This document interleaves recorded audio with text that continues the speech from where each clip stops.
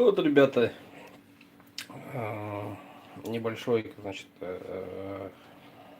рассказ о тушенке Вязьма продукт. Я ее открыл. Тушеная говядина. ГОСТ, высший сорт, все дела, как говорится.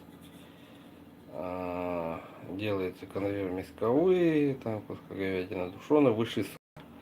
Вязьма, Вязьма мясопродукт. Смоленская область, город Вязьма. По составу вроде бы все нормально. Сушеный, соль поваренная, лук, там, перец. Все, ничего. Главное, говядина. Но когда я ее открыл, тут очень много какой-то, знаете, такой студень такой, прям много его было.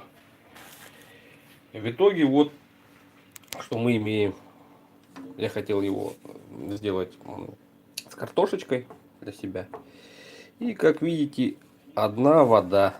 Это просто вот, понимаете, то, что внутри было, это вот это все мясо, что осталось. Это вот, ну я не знаю, мужчина таким маленьким объемом мяса наесться просто не может. Остальное просто вода. Вы посмотрите, все, что было внутри, растаяло. Вот это вот студень этот.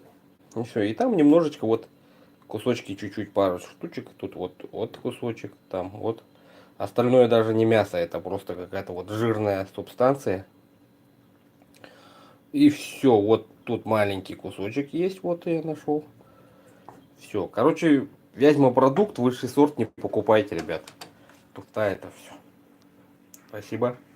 Пишите комментарии и так далее.